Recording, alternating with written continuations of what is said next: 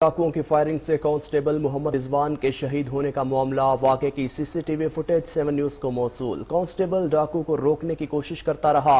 डाकू कांस्टेबल को फायरिंग करके जख्मी करता है और फरार हो जाता है। अहम खबर आपको दे रहे हैं। गुज़श्ता रात होने वाले वाक़े के हवाले से लाहौर में डाकू की फायरिंग से कांस्टेबल मोहम्मद रिजवान के शहीद होने का ये मामला है।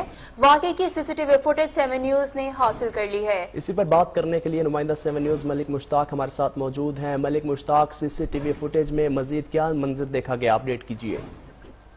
जी बिल्कुल ये गुज़श्ता रात का वाकया है कि भाटी गेट के करीब डाकुओं को रोकने के चक्कर में कांस्टेबल मोहम्मद रमजान नामी कांस्टेबल जो वो शहीद हुआ था। चूंकि अब सीसीटीवी फुटेज मंजर आम पर आ चुकी है तो सीसीटीवी में वाज़ह देखा जा सकता है कि रमजान ने डाकुओं को रोकने की कोशिश की। चूंकि डाकू वारदात के बाद वहां से भाग रहे थे और पैदल जा रहे थे, जबकि रमजान ने रोकने की कोशिश की, जिस पर डाकुओं ने फायरिंग की। जो फायर रमजान के सीने में लगा। अहम बात यह है कि पुलिस की जानिब से, हालांकि पुलिस का ये जवान था जो शहीद हुआ है और तमाम पुलिस के आला अफसरान की तरफ से नोटिस भी दिया गया और अब मुकदमा दर्ज कर लिया गया है, लेकिन तकरीबन 24 घंटे गुजर चुके हैं, लेकिन अभी तक ना तो कोई मुलजिम पकड़ा गया है। जब हमारी बात हुई आला पुलिस अफसरान से तो उनका ये कहना है कि हमने टीम तश्कील दे दी है, वही रवायती टीम तश्कील दी गई है, रवायती टीम तश्कील दे दी गई है, लेकिन 24 घंटे गुजर जाने के बावजूद भी मुलजिम को गिरफ्तार नहीं किया जा सकता। मलिक मुश्ताक, आपका बहुत शुक्रिया।